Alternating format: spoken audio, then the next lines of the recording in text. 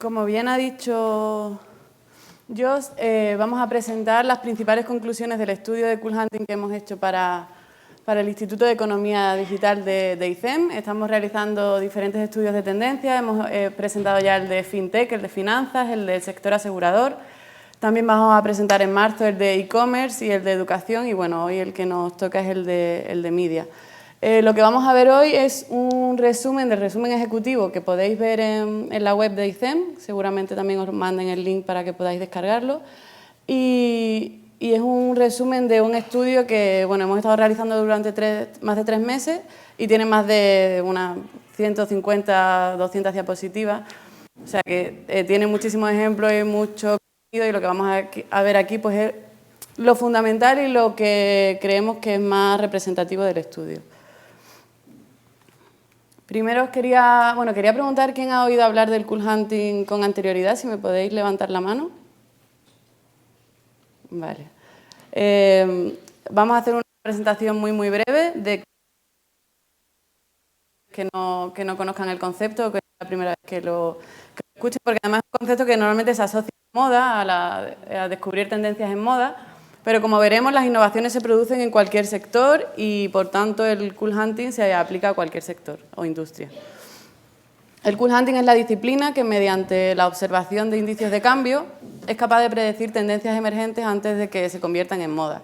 Y el objetivo fundamental es sacar un provecho económico de estas tendencias emergentes, es decir, no queremos un fin sociológico, no descubrimos nuevas tendencias porque puedan ser interesantes o no, sino que tenemos que saber aterrizar esas nuevas tendencias para producir nuevos productos o servicios en un contexto determinado. No es lo mismo una tendencia emergente en Estados Unidos o en Reino Unido que pueda ser aquí en España. Entonces es muy importante saber aterrizar esas macro tendencias al mercado, al país y a nuestro target. En cuanto a la definición de las tendencias, entendemos que son cambios, que son movimientos incipientes pero constantes en una determinada dirección, que ya pueden ser tendencias alcistas o bajistas, como sabéis. Y para detectar estas tendencias en Cool Hunting lo que hacemos es detectar indicios de cambio. Esas pequeñas pistas que se producen en el día a día en diferentes ámbitos y que nos llaman la atención sobre elementos o situaciones que están cambiando y que merece la pena prestar atención. Estas pistas o indicios son las innovaciones que vamos a ver recogidas en los informes de tendencia y que nos llevan a la conclusión de que, sumando todos esos indicios, hay un patrón que tienen en común, por lo tanto podemos afirmar que hay una tendencia emergente detrás.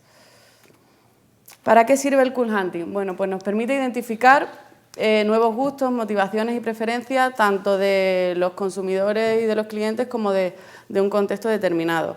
Además, nos permite hacer un seguimiento continuo de nuestra competencia, de nuestro target y de nuestra industria. Y nos permite anticipar amenazas y posibles oportunidades, además de descubrir nuevos nichos de mercado. Todo esto pues antes de que la competencia. Y relacionado con esto que os comento de antes de la competencia, os pongo esta imagen para que veáis la importancia de cuándo se ve el cambio. Hay un momento decisivo que es cuando ya todo el mundo lo ve y cuando ya es demasiado tarde. Es decir, en el momento que es evidente, en el momento que ya todo el mundo conoce de qué estamos hablando, ya no hay esa ventaja competitiva, por lo tanto no nos merece la pena casi a veces ni invertir. Aquí lo que vemos es que el Cool Hunting es lo mismo que la anticipación. No hay que adaptarse al cambio, sino que tenemos que intentar anticiparnos a él, porque el cambio ya se está produciendo, solo que en pequeñas dosis. Si nos anticipamos, pues lo podemos ver venir, podemos detectar, como decíamos, la oportunidad o la amenaza y tendremos la ventaja competitiva. En cuanto a la metodología para estos estudios que estamos realizando para ICEM, contamos con una red de Cool Hunters repartidas por todo el mundo, especializados en diferentes sectores. Y ellos nos mandan innovaciones, indicios que están observando y que merece la pena prestarles atención. Además, tenemos una red global de early adopter, este consumidor que le gusta ser el primero en tener lo último, en conocer lo último, para validar todas estas tendencias, y también una red de expertos que filtran un poco todas esas novedades que se producen continuamente y nos ponen foco en cuáles se debe prestar atención y cuál no. Como comentaba yo, todos esos temas que veis ahí son los estudios que estamos realizando para ICEM y los que presentaremos aquí prácticamente una vez al mes. Y bueno, vamos directamente con el informe de Media, que supongo que es lo que más os interesa.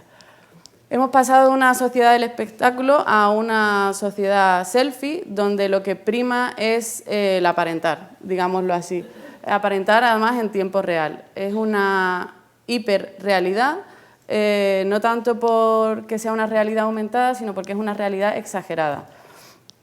Ya el símbolo de estatus no es tanto poseer cosas como aparentar cosas. Y eso es un sentir que tiene el consumidor o el cliente, y que hay muchas marcas que están empezando a comprender, a empatizar y están sabiendo comunicar de esa manera. En cuanto a macrotendencias actuales, no tanto a tendencias emergentes, sino tendencias que ya están bastante implantadas, nos encontramos con esas que os menciono ahí, que están desarrolladas en el informe, y que, bueno, resumidamente, la innovación tecnológica que todos conocemos, desde desarrollo de dispositivos, tanto móviles como de televisión, tanto a nivel también de software, como a nivel de incluso de inteligencia artificial o de algoritmos para predicción de comportamiento. Ahí englobaríamos todo lo que es innovación tecnológica, que está desarrollado en el informe. El tema de multipantallas, que va más allá de, como decíamos, como veremos después, de crear un contenido que se vea en todas las pantallas, sino como veremos, el usuario decide qué pantalla utilizar para según qué contenidos y según qué momentos. El hiperrealismo, como una tendencia actual y que evolucionará, como veremos, hacia otra tendencia que veremos a continuación. La segmentación de anuncios, muy importante con todo el tema de los bloqueadores, de la importancia del contenido que se presenta por esa saturación que tiene ahora mismo el usuario, y todo el tema de Smart TV y transmedia. En cuanto también a tendencias actuales, vemos una fragmentación del mainstream. Ahora no podemos decir que todo el público tiene los mismos gustos o preferencias, antes tampoco, pero sí que es verdad que con la televisión tradicional pues se emitían, o la prensa tradicional, se emite una serie de contenidos, o también la radio, y se entiende que se difunde en un momento concreto para un público concreto. Ahora mismo cada vez más se fragmenta y se utilizan segmentos de población, tanto para contenidos como para momentos, y ya no tanto por franjas de edad, sino por tipo de uso que se le da al contenido. El contenido en todos los lugares, tanto de manera ubicua, a la carta, como los nuevos flujos de visualización que veremos a continuación. ¿Qué queremos decir con que el prosumer de ayer es el consumidor de hoy? Pues que el prosumer ya no es ninguna novedad, ese consumidor que decide qué quiere consumir, incluso que crea contenido en redes sociales, en YouTube, en blogs, eso ya es una realidad, no es algo de lo que ni siquiera merezca la pena hablar. Pero ese prosumidor se ha convertido en consumidor y tiene unas características muy concretas. Sabe perfectamente lo que quiere, porque sabe cómo se produce el contenido, por lo tanto es muchísimo más exigente y demandará un tipo de contenido muy concreto. El tema de la segunda pantalla o la televisión social, toda esta interacción de que ya no solo se mide el número de la audiencia, sino el interés que ha suscitado de diferentes tipos de contenido en la red, pues por participación, por análisis de emociones en redes sociales, y la nostalgia como gran macrotendencia que, como sabemos, afecta a otros sectores, como puede ser la moda o cualquier otro sector que podamos imaginar, en la tecnología también. En los medios estamos viendo un surgimiento de mucho contenido relacionado con años 80, años 90, tanto a la hora de hacer películas, series, como contenido más para generaciones jóvenes, como pueden ser GIFs o vídeos cortos. El perfil que se analiza en el informe, básicamente, aunque todos los perfiles nos interesan, los más desconocidos ahora mismo son la generación Z. Se ha escrito mucho sobre los millennials, se sabe casi todo ya sobre los millennials, pero es muy interesante el contenido, la manera de consumir contenido de la generación Z. Esos nativos, los que se llaman nativos digitales, que han nacido alrededor del 2000 y que se dice que tienen una capacidad de atención de 8 segundos. Es decir, si no eres capaz de captar su atención en 8 segundos, ellos van a cambiar de contenido o de plataforma. El ejemplo perfecto de de contenido, de plataforma para esta generación podría ser la red social Snapchat. Y cómo los medios de comunicación y los anunciantes están sabiendo adaptarse a esta plataforma. Veremos algunos ejemplos después. Y datos interesantes como el que el 70% de la generación Z ve más de 2 horas al día de contenido en YouTube. Pues tiene muchas implicaciones de la manera en la que ofrecemos el contenido y cómo lo ofrecemos, sabiendo también este potencial atención que tiene esta generación. En cuanto a segmentación de perfiles, como decíamos, hay una segmentación del mainstream y hay 3 grupos importantes que podríamos llamar los techies o los apasionados de la tecnología. También muy interesante el mundo gamers porque tiene una manera de consumir contenido muy particular, y cuando hablamos de gamer no hablamos del típico friki, porque estamos observando en diferentes estudios que el perfil gamer ya supera los 35, incluso los 40 años, y tiene pues sus trabajos estables, su familia. Ya no hablamos del típico joven que vive con sus padres y que no tiene oficio ni beneficio. Entonces ese perfil gamer, como veremos, tiene mucha más propensión a utilizar tecnología innovadora, como puede ser gafas de realidad virtual para consumir contenido innovador, y además de manera, como veremos, de muy fácil acceso, como pueden ser las Google Cardboard, que se pueden hacer en casa con un móvil y una plantilla de cartón. Lo veremos más adelante.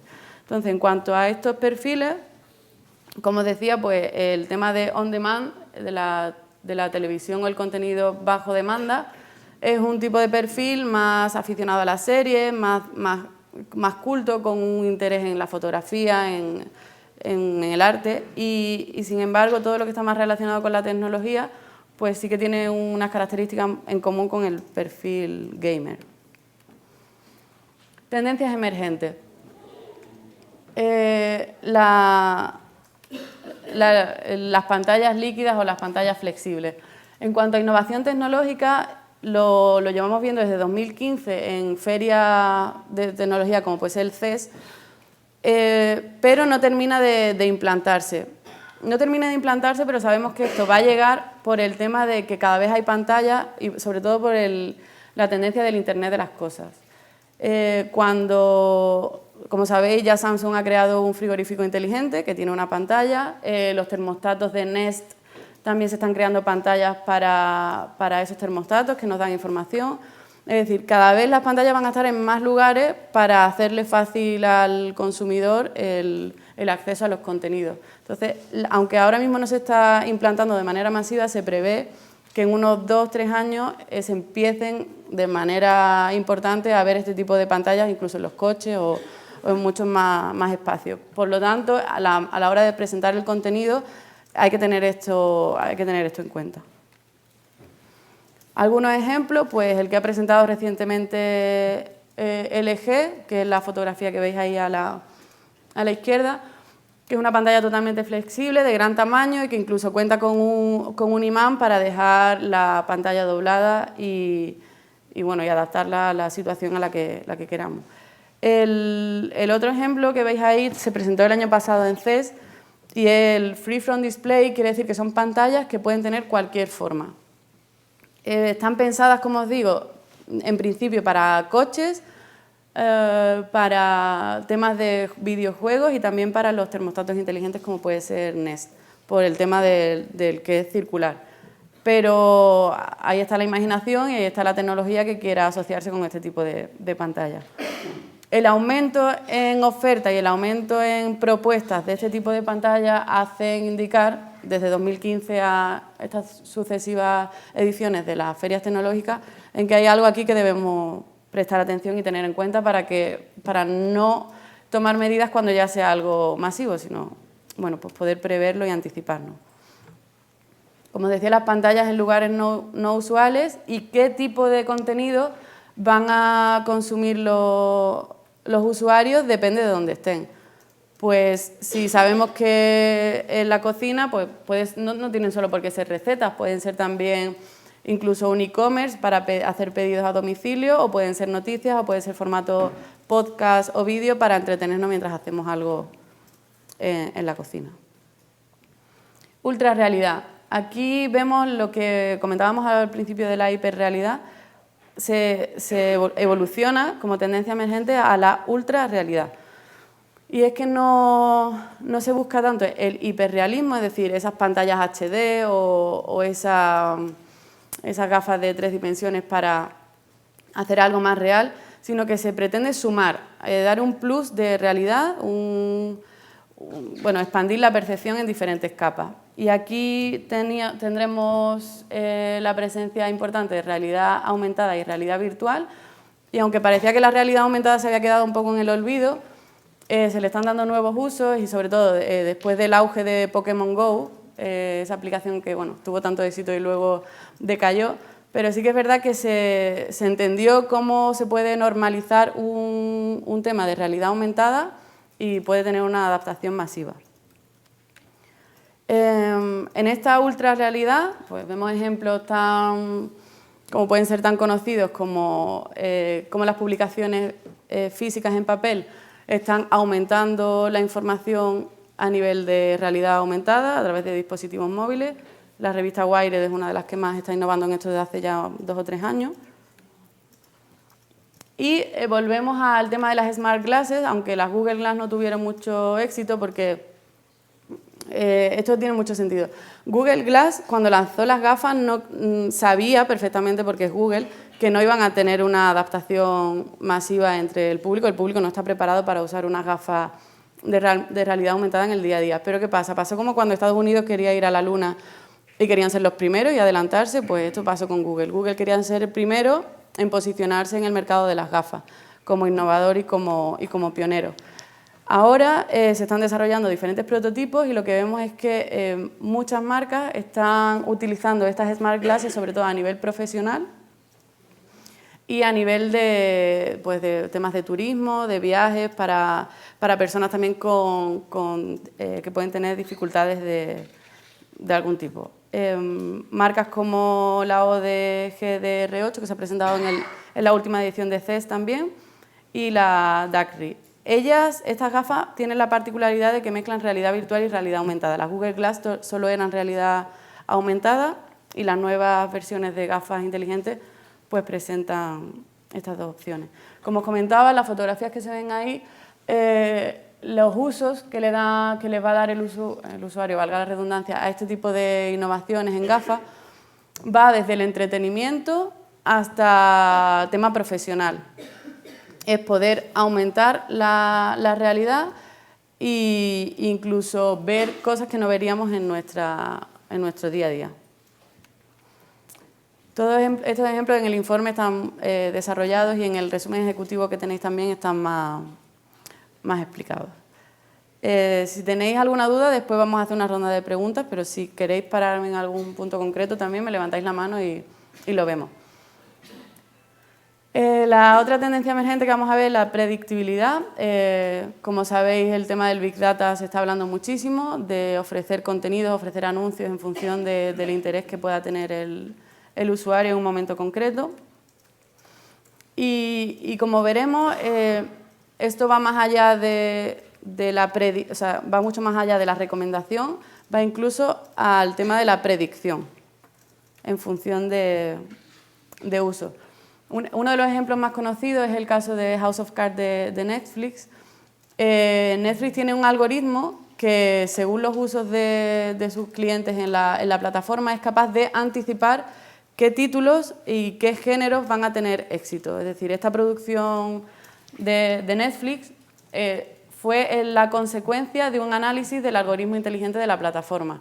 Sacaron unas conclusiones de uso, de visualizaciones, de tiempos de visualizaciones y de tipo de contenido y decidieron sacar esta temática en concreto.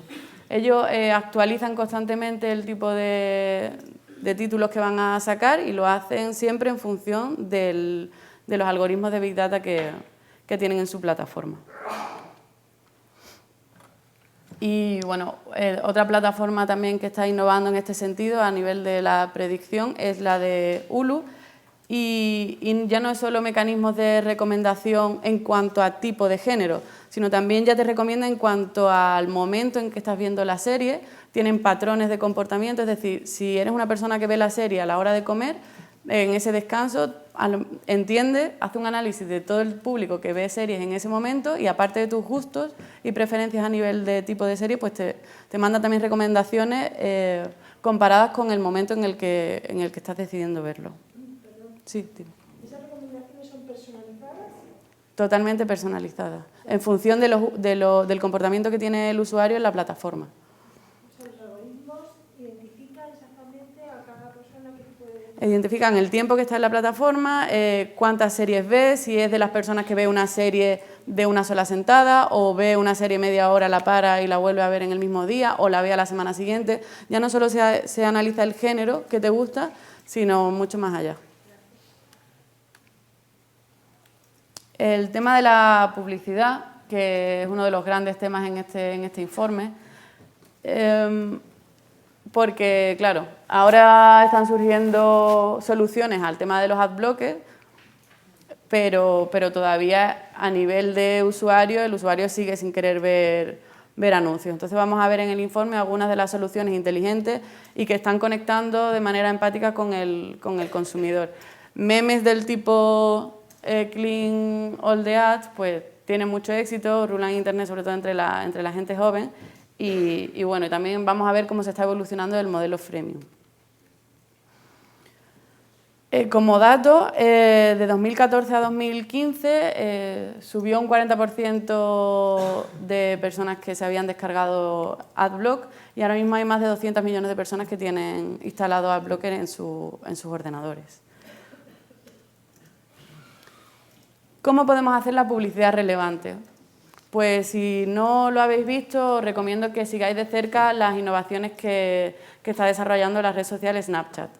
Porque al estar en contacto directo con este público joven de generación Z y tiene muy en cuenta que el tiempo que tenemos es limitado y el interés que tenemos en algo pues también es limitado, se están sabiendo adaptar muy bien a los gustos y preferencias de los consumidores.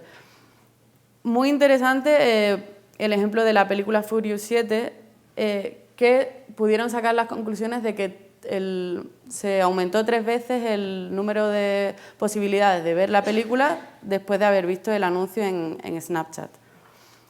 Y además Snapchat te permite valorar el anuncio, si te ha gustado, si te ha encantado, si no te ha gustado nada, y tuvo un 93% de usuarios que dijeron que le había gustado el anuncio. Es decir, no solo estás esperando que termine el anuncio, sino es que encima es un contenido que agradeces y te ha gustado.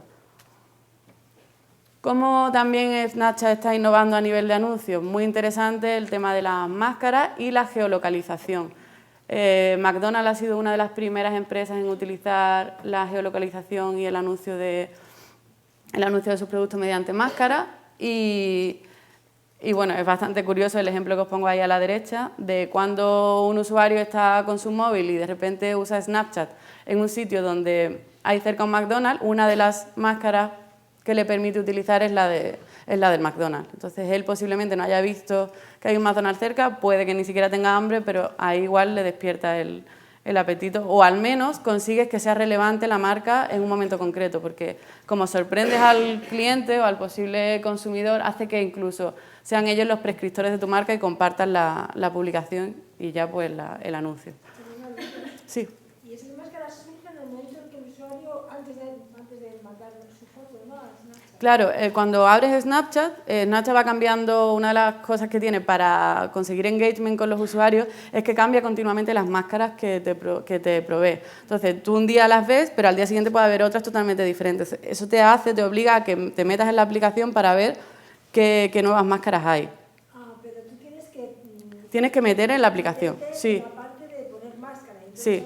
sale más Sí, ¿no? sí. Por localización. Entonces, si ese usuario abre la aplicación y justo está cerca de un McDonald's, como puede ser un McDonald's, puede ser un cine o puede ser una marca de ropa o ahí está lo que sea.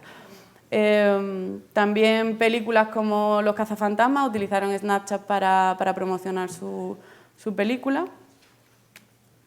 Y bueno, hay más ejemplos también en el resumen ejecutivo y en el informe que podéis ver relacionados con ese tipo de anuncios. ¿Qué quiere decir? Que no es everywhere, que siempre se ha dicho que ahora que si el multipantalla, que el consumidor puede acceder a los contenidos en cualquier momento, en cualquier lugar, pues lo que se ha demostrado es que ya no los comportamientos de los usuarios no son los mismos, ni acceden a los mismos contenidos en las mismas situaciones. Me explico. Se sabe que las series y las películas y contenidos más tipo documentales se prefieren en momentos de calma, con pantalla grande, para no perder detalles y para estar en una actitud relajada. Entonces, muchas de las acciones que se hicieron hace unos años era de ofrecer series y programas de televisión en el móvil en cualquier momento, pero cuando vamos en el metro, cuando vamos en la calle y en una pantalla pequeña no podemos disfrutar de todos los detalles que puede tener una serie o que puede tener un documental o un programa de más larga duración. Entonces, los estudios lo que están demostrando es que hay que adaptar muy bien el tipo de contenido que se quiere lanzar al tipo de pantalla con la que se va a visualizar. ¿Qué estamos viendo en contraposición a esos contenidos de larga duración? Pues que vídeos cortos, como los que puede ofrecer Playground, esta plataforma que vemos muchos vídeos en Facebook, pues son vídeos muy pequeños, en formato incluso cuadrado, tipo Instagram, ya ni siquiera apaisado, para que también se puedan ver bien en vertical, y con textos muy grandes, porque no interesa tampoco incluso que tengan audio, porque muchas veces el consumidor va por la calle y no tiene por qué tener auriculares, entonces que pueda disfrutar del contenido visual sin necesidad de audio, y para eso pues se mete texto en tamaño bastante grande. Hay muchos ejemplos actualmente de publicaciones digitales que lo están haciendo de manera exitosa, pero bueno, una de las más conocidas es Playground.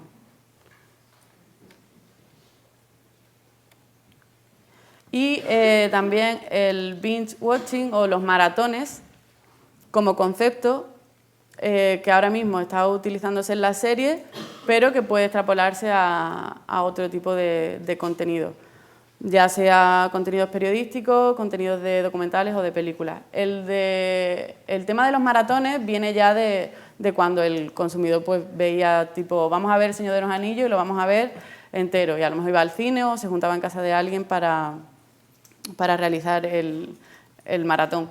Ahora, como Netflix, entre otras plataformas, está sacando las series todas, o sea, todos los capítulos en el mismo momento, ya no hace falta esperar una semana para ver el capítulo siguiente, sino que puedes disfrutarlo en el momento que tú quieras y cuando tú quieras. Este cambio radical está haciendo que muchas compañías más tradicionales cambien un poco la mentalidad, porque saben que al final el poder lo tiene el consumidor y hay que ofrecerle todas las opciones posibles para que sea él que decida cuándo lo quiere ver y cómo lo quiere ver. También vemos muchos memes en internet, muchas fotografías que comparten en las redes sociales de que esto es un acto mucho más solitario. Con lo cual, el tema también de anuncios y de publicidad relevante tiene mucho más sentido porque, aunque bueno, lo podemos ver con la pareja y tal, sí que se aprovechan momentos de soledad para ver este tipo de maratones. Ya no es algo tan social como cuando veíamos un maratón puesto del Señor de los Anillos o de la Guerra de las Galaxias. Y en cuanto a nuevas interfaces, estamos hablando aquí una interfaz, bueno, pues hacemos clic en un botón y ese botón responde de alguna manera y nos provee una acción, ¿no? Una respuesta. Este ejemplo lo presentamos lo presentó Josh en el primer día que presentamos las grandes macrotendencias, porque es muy interesante, es la interacción con la propia interfaz. El asistente de Google Now ha desarrollado Google Now on Tap.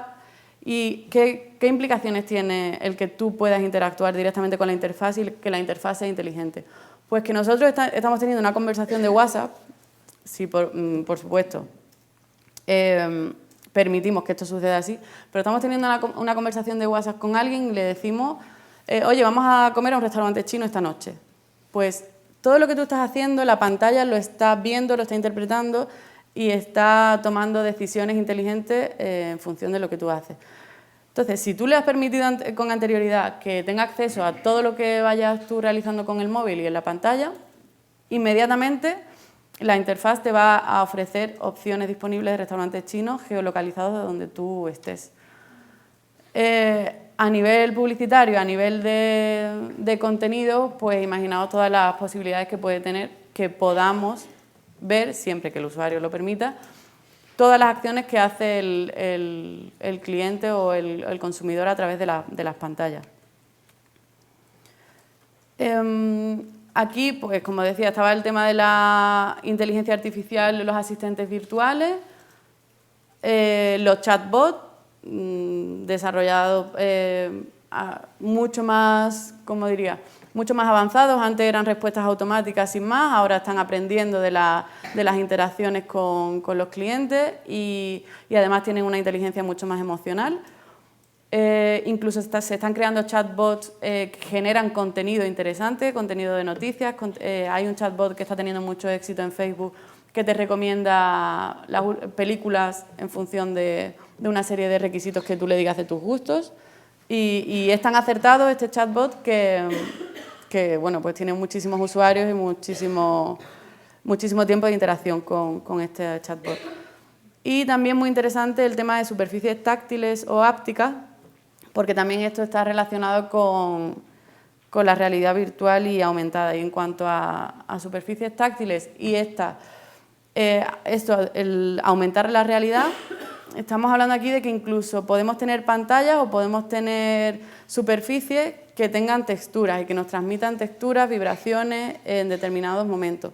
Con lo cual, a la hora de vender, ¿qué te digo yo?, un tejido, o a la hora de vender un viaje, pues podemos incluso jugar con el tema táctil y háptico. Y por ejemplo, esta innovación de esta pantalla de Bosch se presentó el año pasado en CES. Las redes sociales, ¿qué queremos decir que el social es lo normal? Pues que ya no solo se tiene en cuenta el tema de las redes sociales para ver cuánta gente está consumiendo un determinado tipo de contenido, sino que todas las investigaciones y todos los esfuerzos y la atención se está centrando en aprendizaje emocional de los comportamientos. Y todos los algoritmos y todas las lecturas inteligentes que se hacen del lenguaje en las redes sociales en cuanto a interacción con determinado tipo de contenido, pues va mucho más en el sentido de ver qué tipo de emoción se está generando en un tipo de interacción. Ya llevamos como 4 o 5 años con desarrollo de este tipo de tecnología, pero es algo en lo que siguen invirtiendo las empresas y en lo que merece mucho la pena prestar atención, porque ya no es algo que haga un community manager de, oye, hemos puesto una serie en televisión, vamos a ver qué tipo de comentarios han puesto los usuarios en la red social, no, sino que ya hay plataformas inteligentes que miden de manera automática qué tipo de palabras, qué tipo de emociones, qué tipo de respuestas a comentarios se están haciendo y te dan pues, todos los datos en formato gráfico mucho más asequible para la interpretación. Y como contratendencia al tema de las redes sociales, vemos que hay un movimiento de segregación social importante. Ya el consumidor no comparte tanto contenido privado, sino que lo utiliza más casi el Facebook para leer noticias y para tener casi un diario personalizado del tipo de contenido que quiere consumir, porque ya no utiliza el Facebook para ver las fotografías de sus amigos, más que nada porque sus amigos ya casi que no comparten fotografías personales en Facebook. La comparten más a lo mejor en Instagram o en Snapchat, que se borra el contenido privado. Entonces, estamos viendo un cambio de hábitos y un cambio de usos en las redes sociales. Y no solo un cambio de uso, sino que incluso se están yendo los usuarios de las redes sociales.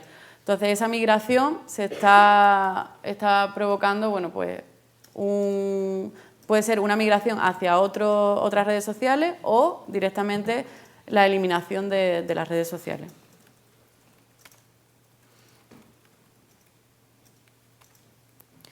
Y para terminar, cómo no, el tema de la privacidad.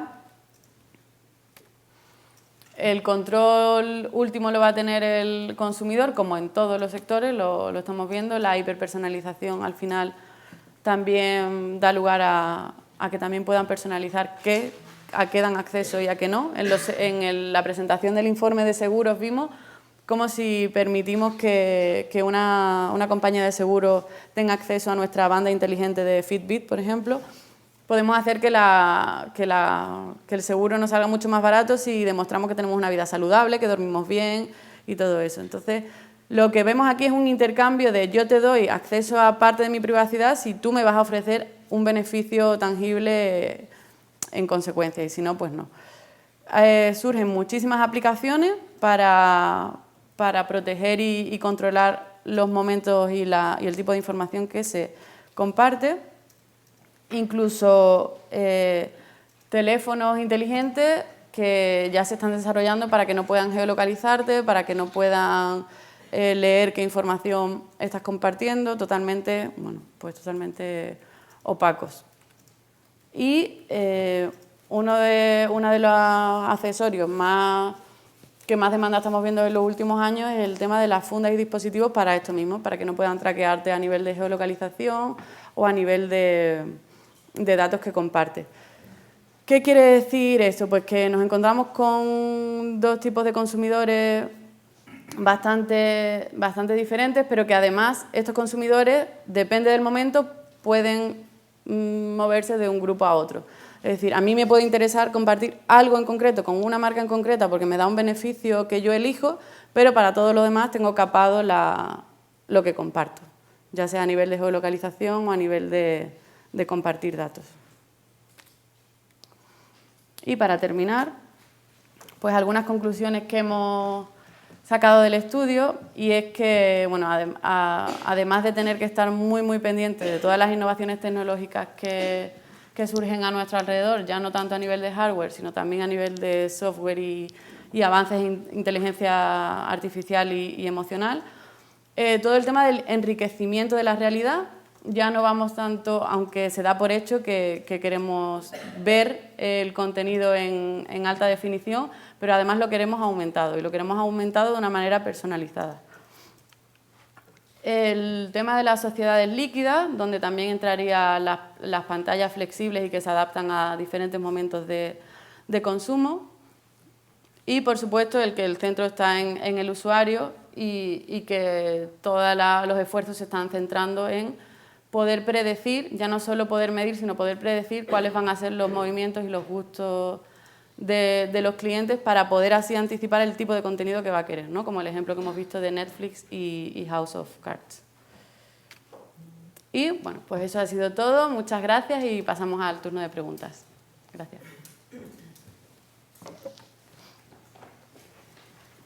¿Alguien? Sí, dime.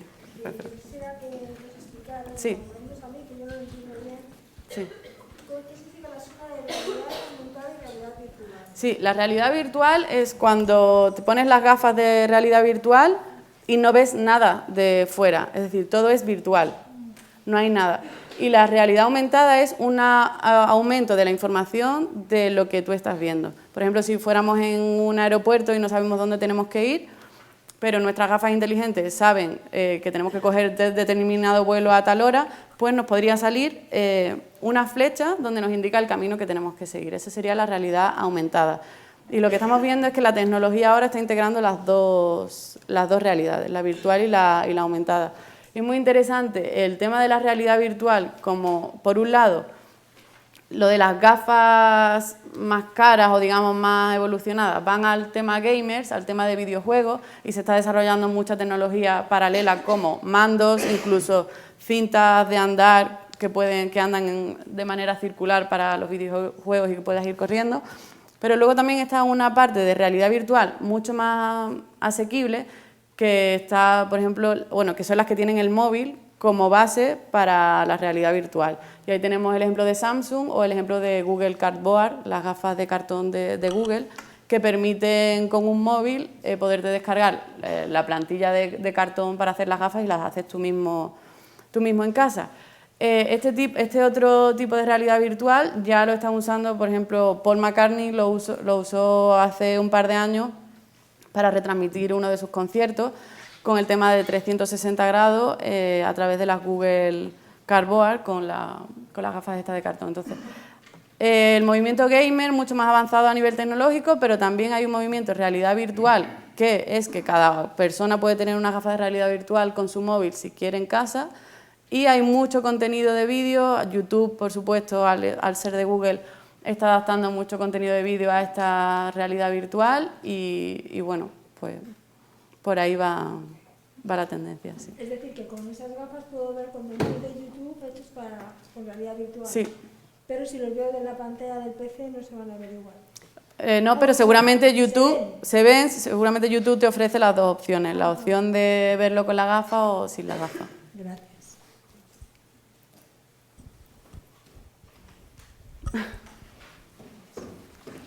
Hola. Hola, buenas.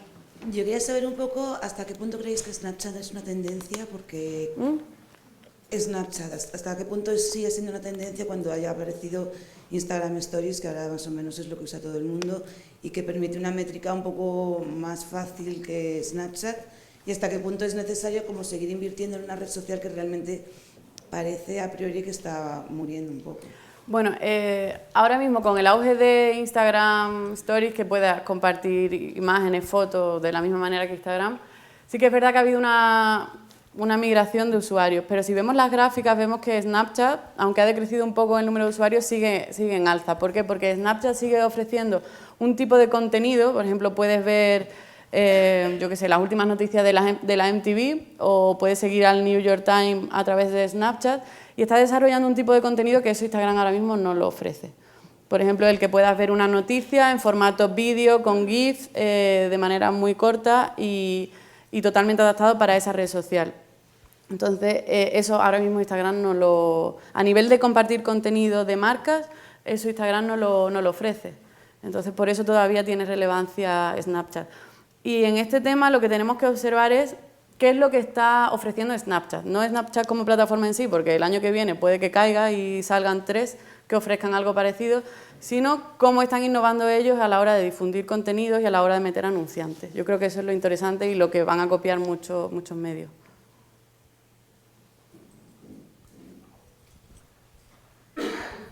Hola, buenos días. Buenos días. Enhorabuena por la presentación. Mira, tenía una duda. He visto que os habéis centrado mucho en lo que es medios nativos digitales, en juegos, aplicaciones, en on demand. Sí. Quería saber si habéis también analizado qué ocurre con los medios tradicionales, la evolución que están teniendo, Sí, en prensa, radio, televisión lineal, cine, qué están haciendo o qué creéis que van a hacer.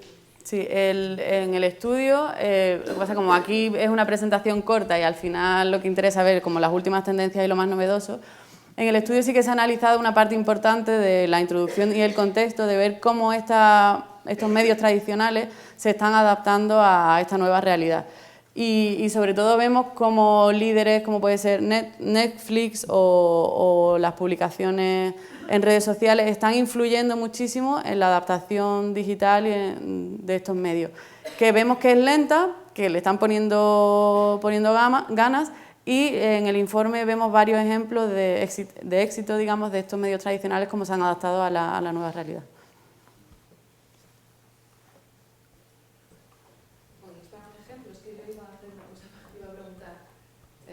Disculpa, si podías ampliar sobre todo con darnos algún ejemplo de esto, o también si habéis identificado alguna tendencia en noticias, lo que tiene que ver con informativos, etcétera, por favor. Mira, en cuanto a tendencias, sí, una de las más vistosas de medios tradicionales, me acuerdo de la del Ministerio del Tiempo, que ofreció a las personas que siguen la serie poder ver a través de realidad virtual los escenarios y poder visitar un capítulo de la serie como si estuvieran allí a través de realidad virtual con Cardboard. Pues una adaptación de un medio tradicional, de una serie que en principio está pensada pues de manera masiva, y cómo han utilizado una de las tendencias emergentes para acercarse a otro tipo de consumidor. En cuanto al contenido de noticias, en vídeo, en texto, ¿cómo? Lo que estamos viendo muchísimo es, así a grandes rasgos, es el acortamiento de la noticia, el ofrecer ya no solo, o sea, el intercalar noticias de última hora en diarios de mucha relevancia internacional con contenido de entretenimiento, como pueden ser recetas o puede ser algo curioso o un vídeo de gatitos. Y esto lo puedes ver en la BBC o en el Huffington Post o en el New York Times. Y es decir, te puedes sacar una noticia muy interesante a nivel político, pero luego te están compartiendo un contenido que dices tú, esto me lo ha compartido ahora mismo el New York Times. ¿Por qué? Porque entiende que el usuario está leyendo sus noticias a lo mejor en Twitter o en Facebook, y no quiere saturarlo con información demasiado seria, sino quiere que sea entretenido también. Y estamos viendo pues el tipo de contenido, como decía, vídeos cortos con formato texto grande y que apenas tienen audio porque la gente lo ve cuando está en el on the go, pues de un sitio a otro y pues en el metro, donde a lo mejor no hay muchos datos, que no puedes descargarte el vídeo de manera completa y solo puedes leer lo que pone. Así a grandes rasgos, en el informe hay más ejemplos, pero bueno, así lo más significativo podría ser eso. Así que quería volver al tema de la realidad virtual y aumentada, pero como estás hablando del tema de las noticias, que verdaderamente es fascinante, yo mencionaría también la creciente personalización a través de varios medios de las noticias. Por ejemplo, el New York Times tiene un briefing que a mí me llega cada mañana solamente para europeos, tiene otro para americanos, tiene la posibilidad súper simple a través de tags de personalizar tus intereses y cualquier tema que tiene que ver con tu interés específico te sale como alerta. Entonces la combinación de lo que Lourdes ha explicado más esta personalización de las noticias está dando lugar seguramente de muchas combinaciones novedosas, donde lo que ahora sigue siendo normalmente noticia hablada o escrita, pero personalizada, en un futuro se transformará en videoalertas personales que combinan todo lo audiovisual con un grado de personalización que hasta ahora sería impensable.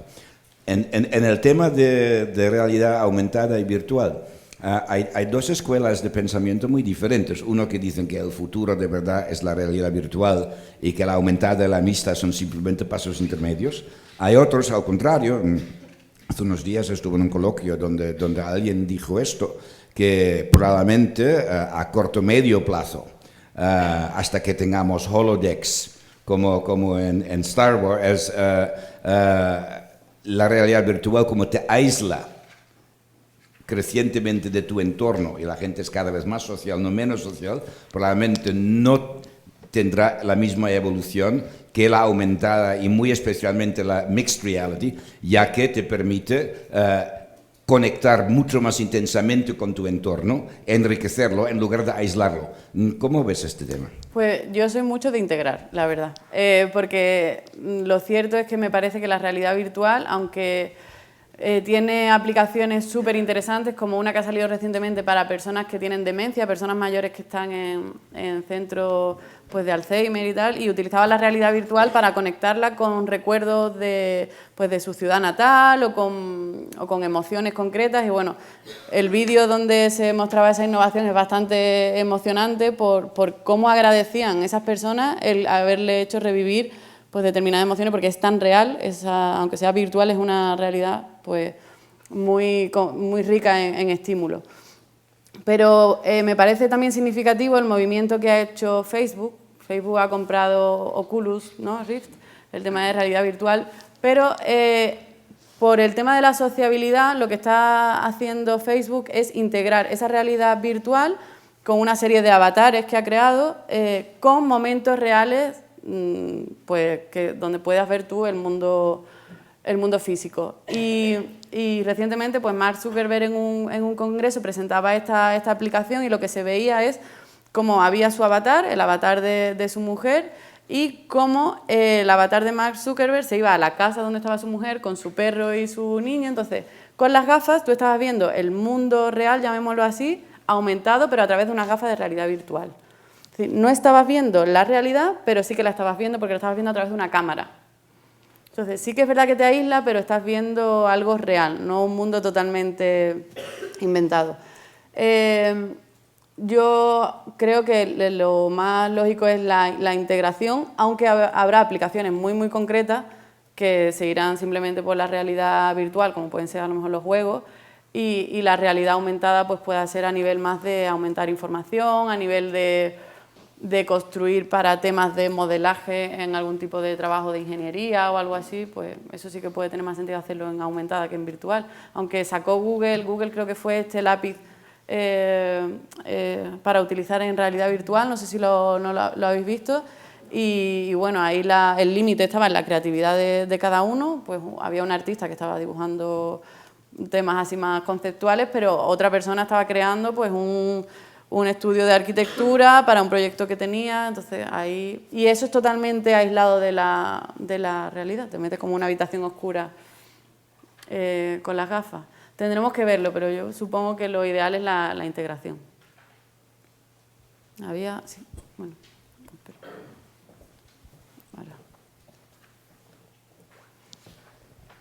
Hola. En una de las diapositivas apareció un anuncio y decías que se podía ampliar la información. Sí. Actualmente con los códigos QR se puede, pero ahí no vi ningún código QR. ¿Cómo se va a hacer?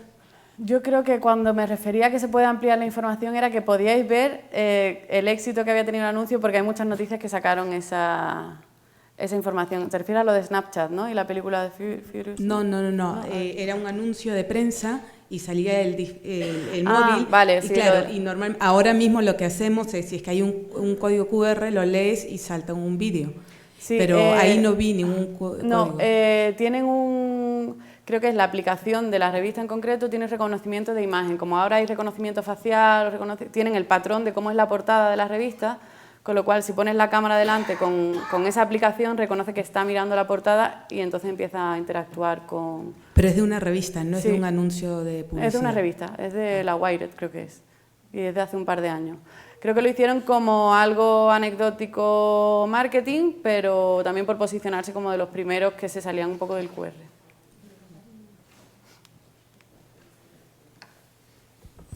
Oye, una pregunta difícil. A ver. ¿Puedes ponerle fecha a alguna de estas cosas? Es decir, Dime a cuál.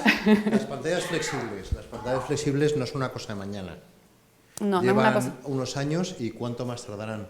La realidad virtual, llevamos viviendo con la realidad virtual. Sí, mira, las pantallas flexibles. Las pantallas flexibles a nivel de usuario móvil, pues a lo mejor no tiene tanto sentido y son el número de innovaciones más grandes que han salido en principio eran móviles con pantallas flexibles. Me refiero fecha de que sean realidad, o sea, claro, fecha sí, de que sean mainstream, fecha de sí, que... entonces, si nos guiáramos por el número de innovaciones que han salido y cuándo se van a hacer realidad, ahora mismo no tienen relación directa. Hay mucha innovación de móviles con pantallas flexibles y no prevemos que eso se vaya a materializar en un futuro cercano. Sin embargo, el tema de las pantallas en lugares no usuales y pantallas flexibles en el sentido de que se adaptan al sitio donde se vaya a utilizar, ya sean coches, ya sea pantalla en un frigorífico o en un termostato inteligente, eso sí que lo vemos como muy relacionado con el Internet de las cosas y con la domótica y que sí que podríamos verlo en casas grandes, personas que se lo quieran permitir y que quieran invertir en esa tecnología, pues en unos 5 años perfectamente. ¿La realidad virtual? Y la realidad virtual es una realidad ya, por el tema de que yo creo que va a depender de la oferta y de la innovación, tanto de las marcas como de los medios, adaptadas a esa tecnología. Es decir, la tecnología está ya, ahora falta la creatividad y el darle uso a esa tecnología, entendiendo también cómo es el consumidor de ahora, no irse demasiado a temas futuristas. Por eso hay dos temas importantes aquí, como decíamos, es la realidad virtual tipo gamers para videojuegos, está muy implantada ya, porque todo lo que sea potenciar, bueno, gente que quiere invertir en eso, ya hay juegos que están... Una cosa es que invierta en eso y otra cosa es que tenga mercado de consumidor para que merezca la pena. Bueno, yo tengo amigos personales que están ahorrando para lo siguiente que se van a comprar, todo el tema que esté relacionado con realidad virtual y videojuegos. Ahí hay bastante... Y luego el tema más barato, como decíamos, de las Google Cardboard, ahí está. En educación se está usando muchísimo. Por ejemplo, los colegios son clientes o las instituciones como escuelas de negocio, universidades, adquieren las Google Cardboard, tienen un acuerdo de colaboración con Google y ofrecen programas formativos como pueden ser visitas a países, visitas a museos, maneras de enseñar, yo qué sé, química o física a través de realidad virtual. Claro, porque es Google el que ha ofrecido estas gafas que son tan baratas porque las puedes hacer con un móvil y con un trozo de cartón. Entonces, bueno, sí que hay usos ya que estamos viendo en otros sectores. Entonces, yo creo que aquí la clave es cómo los medios, en este caso, ya que estamos en el sector media, cómo los medios o las marcas utilizan esta tecnología, porque la innovación tecnológica ya está aquí, solo a ver cómo... Yo quisiera saber si en el estudio habéis contemplado, habéis estudiado cómo se ha desarrollado la evolución de la relación entre los consumidores de medios de comunicación, periódicos y revistas, sí, y los propios medios de comunicación. Por ejemplo, los blogs, en los grandes medios como El País o muchos otros, he puesto este ejemplo porque para mí es muy conocido, hay blogs donde la gente escribe sobre los temas que controla para su propio beneficio con respecto a la mejora de su marca profesional personal. ¿Habéis hecho algún tipo de estudio en ese sentido? Sí, ahí lo que estamos viendo es que evidentemente, bueno, eso es cierto en una parte, lo de para mejorar su posicionamiento o su reputación online, pero algunos también reciben compensación económica por escribir, o sea, los que escriben mejor y los que tienen cierta alcance al final terminan casi trabajando para el medio. Y ahí lo que estamos viendo es que hay una evolución hacia plataformas mucho más libres, como puede ser Medium. Medium es una plataforma que está teniendo mucho alcance porque te permite mucha más libertad y muchos trendsetters o líderes de influencia la están usando a nivel nacional e internacional. Y luego, como mencionamos aquí el día de la macrotendencia, con el blockchain, con la red descentralizada del Bitcoin, se ha generado también, que está en el estudio, un medio que es un blog, pero que está basado en blockchain y que reparte, digamos, los beneficios del consumo de contenido de manera descentralizada. No hay alguien que diga, tu contenido se está consumiendo mucho, te doy tanto dinero, no, sino que la propia red, el propio blog, está gestionando esa serie de incentivos y lo hace en función pues totalmente libre, porque no hay una persona detrás que te dice, vale, tú sí, tú no, sino es en función de algo real de consumo de contenido, de tiempo de visualización del contenido, etcétera. La monitorización de la Una monetización y monitorización, las dos cosas. Sí, es horrible eso. Sí. Una cosita más, sí. Y con respecto a la interacción que se establece con los públicos objetivos sí. en redes sociales o más concretamente, por ejemplo, yo lo he visto en este caso, yo no lo hago, sí. soy periodista. En Twitter, por ejemplo, cuando un periodista invita a sus seguidores para que le faciliten algún tipo de contacto con alguien que haya vivido una experiencia concreta porque ese periodista está elaborando un reportaje con ese contenido. ¿Habéis hecho algún análisis de ese tipo de interacción de cara a la creación de contenidos periodísticos? Eso está relacionado con una macrotendencia que estamos viendo en otros sectores también, que es el tema de la cercanía marca-consumidor, marca-cliente, marca-usuario. De que ya no hay nada imposible o que no se ven esas barreras o ese tema de inalcanzabilidad, sino que vemos a la marca o a la persona tras la marca mucho más cercana. De hecho, hay mucha atención al cliente ahora, más allá de los chatbots o la inteligencia artificial, que personaliza quién te está atendiendo a lo mejor en Twitter o en redes sociales para solucionarte algún problema. Entonces, a nivel de medios de comunicación y de temas periodísticos, yo creo que eso ha surgido porque como a nivel de hashtag o a nivel de noticias, al final se encontraban a tiempo real más en el timeline de Twitter que en los propios diarios, pues una manera de acercar un poco las dos posturas. Ahí está, que el consumidor, bueno, pues el usuario en este caso quiera compartir esa información o no. Pero bueno, sí, me parece un paso lógico por esto que hablo de la cercanía entre el medio, la marca y el lector y usuario. Le está dando al final control al usuario, que es de lo que habla un poco todo esto. Claro, para mí parece un medio interesante para conocer. Si yo muchas veces he hecho un reportaje sobre cómo, hasta qué punto te puede servir un máster internacional para encontrar trabajo en España y poner ejemplos reales de personas que lo han conseguido. ¿Qué es el chatbox? Soy una ignorante digital. No, hombre. ¿Qué es el chatbox? Chatbox es un chat en diferentes plataformas, como puede ser Facebook Messenger, o hay otra que se llama Kik, o bueno, en WhatsApp también puede haber. Ajá. Y son chats que la persona interactúa con una inteligencia artificial. Entonces, salió una muy conocida en los medios salió mucho, de Taco Bell, de la marca de comida americana, que a través de, ahí mezclaba muchas tendencias, a través de emoticonos tú podías pedir lo que querías.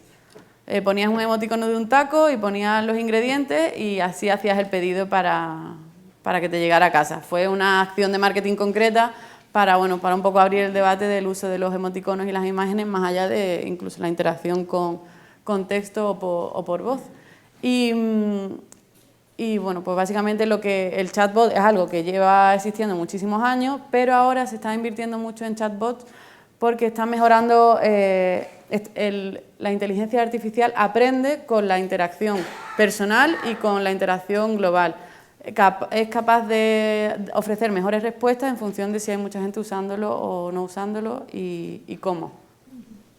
Y antes eran respuestas automatizadas que no aportaban valor ninguno al cliente. Lourdes, eso tiene que ver con el Machine Learning, ¿no? ¿Machine Learning? Sí, eso es, exactamente. Cómo aprenden las máquinas. Gracias.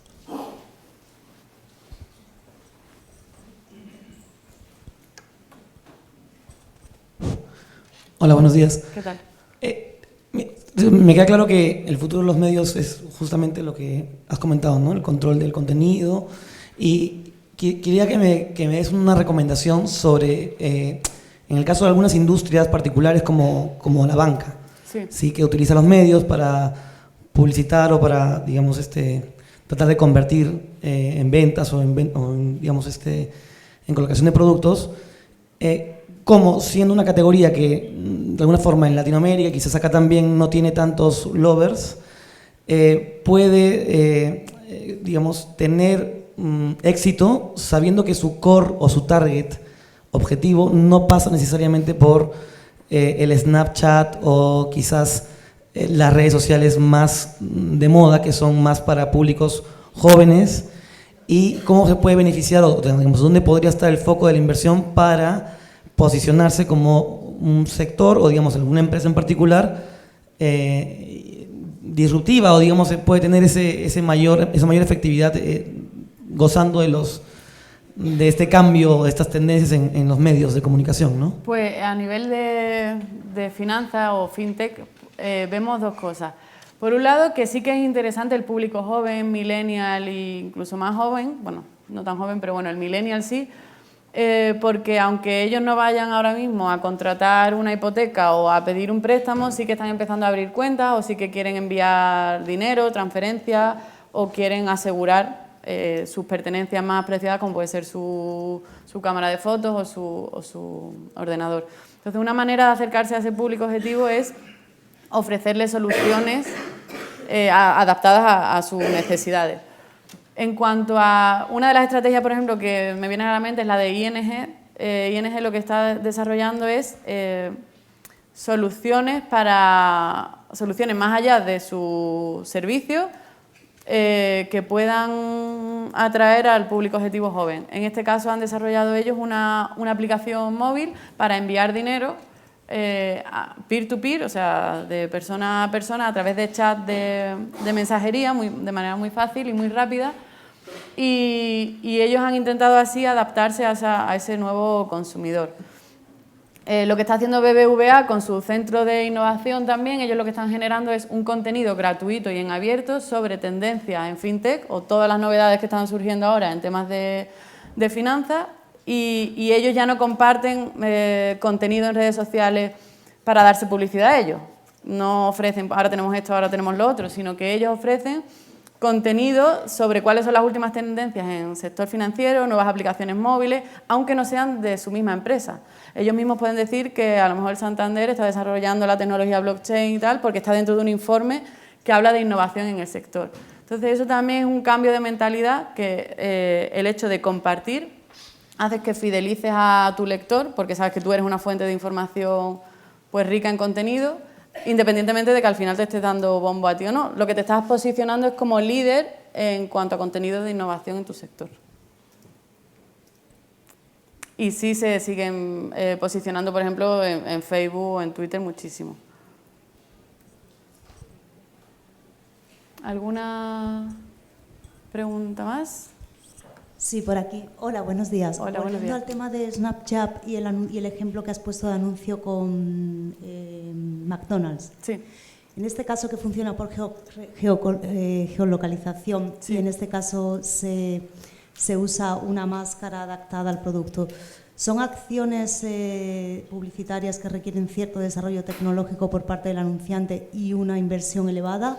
¿O este tipo de colaboraciones las pueden llevar a cabo cualquier tipo de marca? No llego al nivel de saber cómo puedes llegar a contactar con la marca, pero sí que Snapchat tiene un apartado para anunciantes bastante visible, tanto en la aplicación como en la web, o sea que ellos mismos quieren estar cercanos a las posibles marcas que quieran colaborar con ellos. No debe ser demasiado difícil. Y al nivel de innovación tecnológica, la propia plataforma es la que te provee lo que te hace falta y lo que pone la marca básicamente es la creatividad. Gracias.